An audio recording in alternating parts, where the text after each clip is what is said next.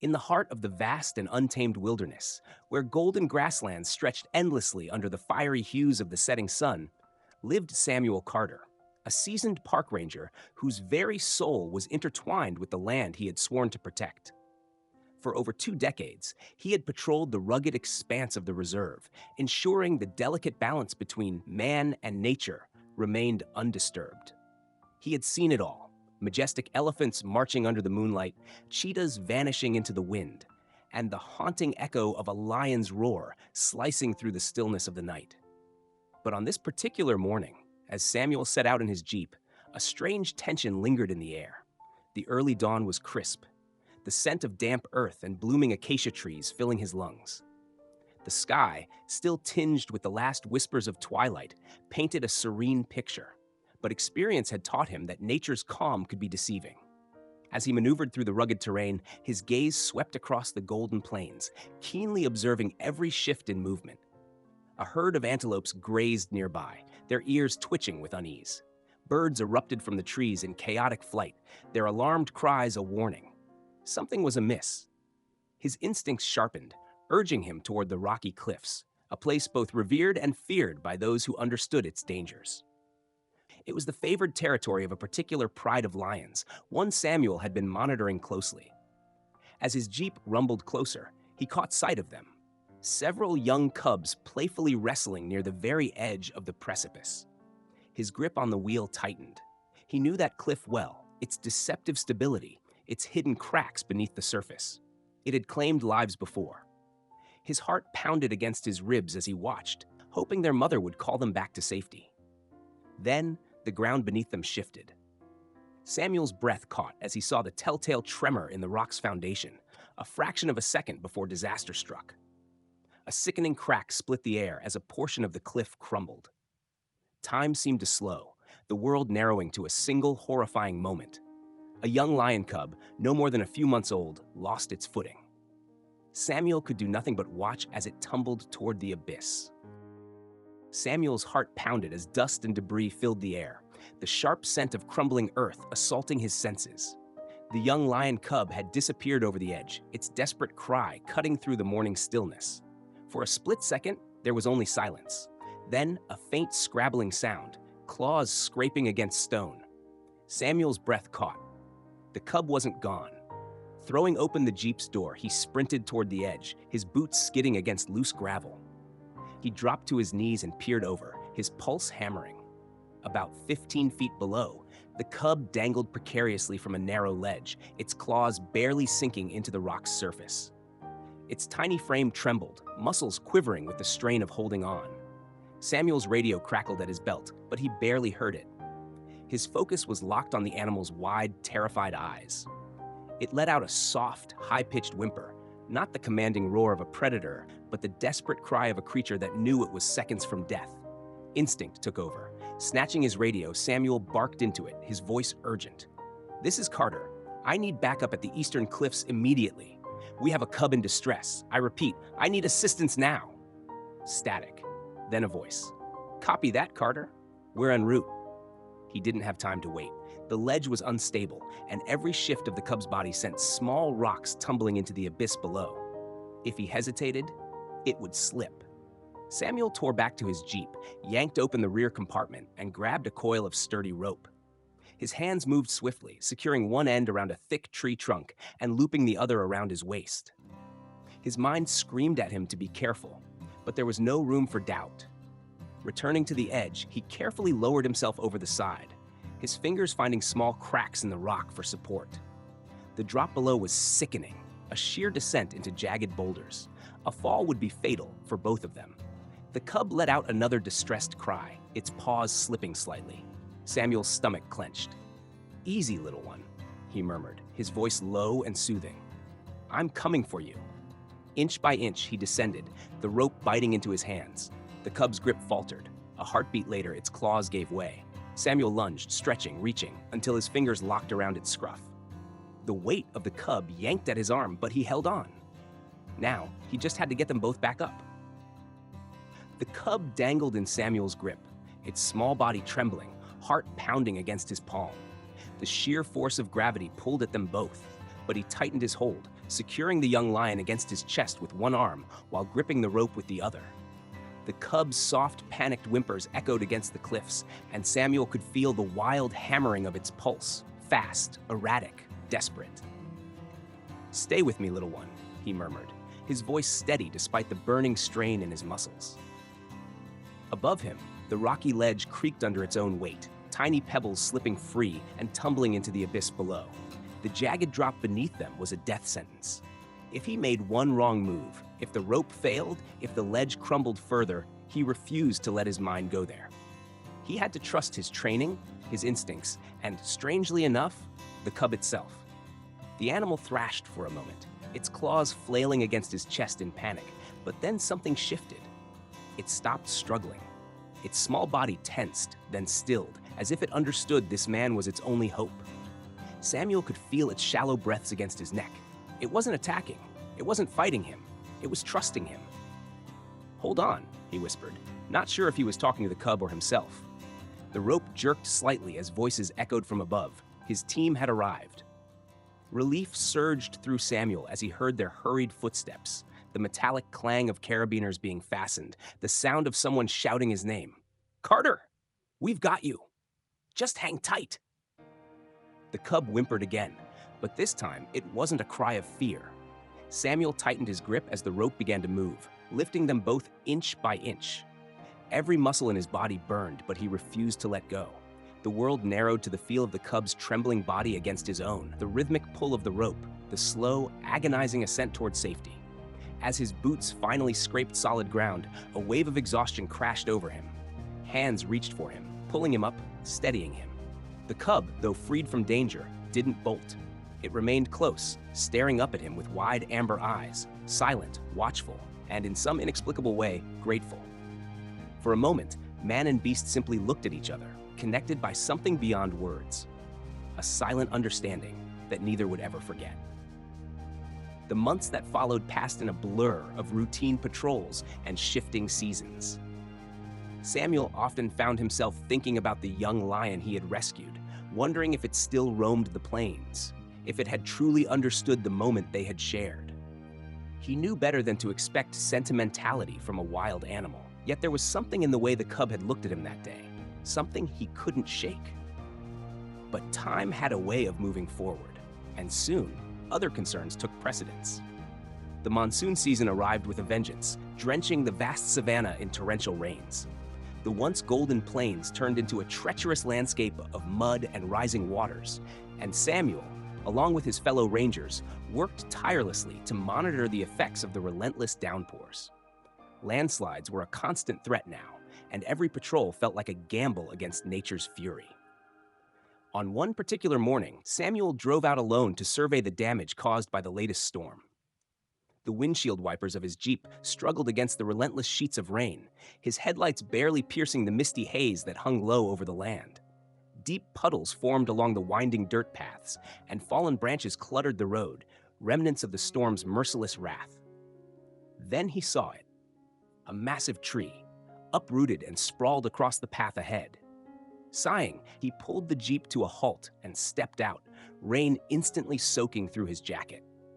The air was thick with the scent of wet earth and decaying foliage as he trudged forward to assess the obstacle.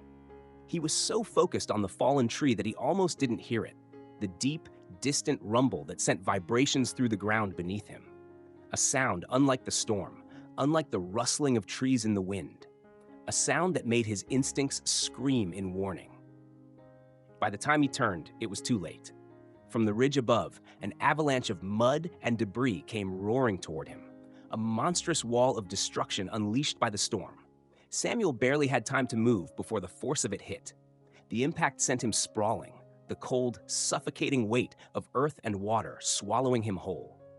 Darkness closed in, and for the first time in his life, Samuel wasn't sure if he would make it out alive.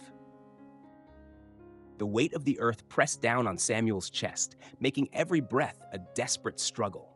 His limbs were pinned, his body encased in thick, unrelenting mud. The cold seeped into his bones, and the crushing silence of the buried world around him was broken only by the faint pounding of his own heartbeat. He knew he couldn't last long like this. Somewhere above him, The storm still raged, rain drumming against the land in a relentless rhythm. Would anyone even realize he was missing? His fellow rangers were likely dealing with other emergencies scattered across the reserve.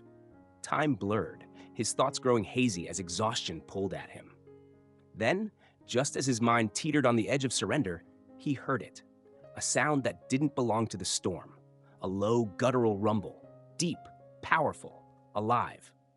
At first, Samuel thought it was the earth itself groaning under the weight of the rain. But then it came again, unmistakable this time, the commanding roar of a lion. His pulse jolted. Was it real? Or was his oxygen-deprived mind playing tricks on him? Then he felt something, a faint tremor above him. Movement. Clumps of wet soil began to shift. A distant rustling sound grew louder, more frantic. It wasn't the steady work of a human digging. It was something wilder, more urgent. A sharp breath caught in his throat. Someone was trying to reach him. The pressure above his body lessened, the crushing weight lifting inch by inch. Then, through a narrow gap in the debris, he caught a flash of fur. Not brown like a hyena, not black like a leopard, sand-colored. A lion. Samuel's mind reeled. No, it can't be. Yet the sounds above him didn't stop. He felt the careful, deliberate digging of powerful paws, removing the mud, creating space. The roar came again, this time closer, more urgent, cutting through the storm like a battle cry. Samuel tried to call out, but his voice was barely more than a ragged whisper. It didn't matter. The creature above him already knew he was there. Then another sound joined the lions. Shouting. Footsteps. His rangers. The last thing Samuel saw before the light broke through was a pair of amber eyes staring down at him, intense and familiar. And then, at last, fresh air filled his lungs. He was going to live. Samuel gasped as fresh air rushed into his lungs, his vision blurred by mud and exhaustion. Strong hands gripped his arms, pulling him free from the suffocating trap that had nearly claimed his life. He felt the earth shift beneath him as he was dragged onto firmer ground, his body trembling from the ordeal. A cacophony of voices surrounded him, his fellow rangers, shouting orders, checking his condition, but his mind was elsewhere. Through the rain and the swirling chaos, his eyes locked onto the impossible sight before him. A massive lion stood just feet away, its golden coat drenched and matted with mud, its chest heaving from exertion. It was unmistakable, the same lion he had saved all those months ago. The young cub had grown, its frame now powerful, its muscles rippling beneath its soaked fur. And yet, despite its size, there was no aggression in its stance, no threat, only an eerie stillness, an unspoken recognition. The men around Samuel fell silent, staring in stunned disbelief. Did it just dig you out? One of them muttered. Samuel could barely respond. The truth was undeniable. Against all odds, against every law of the wild, this lion had found him. It had saved him. Lightning flashed overhead, illuminating the raw intensity in the lion's amber eyes. It didn't move, didn't flinch, as if waiting for something, acknowledgement perhaps. A moment passed, heavy and charged with something beyond instinct, beyond survival. Samuel swallowed hard, his breath unsteady. "You remember," he murmured, his voice barely audible over the rain. The lion blinked slowly, its tail flicking once before it let out a deep, resonant sound. Not a warning, not a roar of dominance, but something softer, a sound of understanding. Then, just as suddenly as it had appeared, the lion turned. With deliberate steps, it strode back into the wild and disappearing into the shadows of the storm. Samuel watched it go, his heart hammering against his ribs. Around him, the rangers murmured in hushed tones, trying to make sense of what they had witnessed.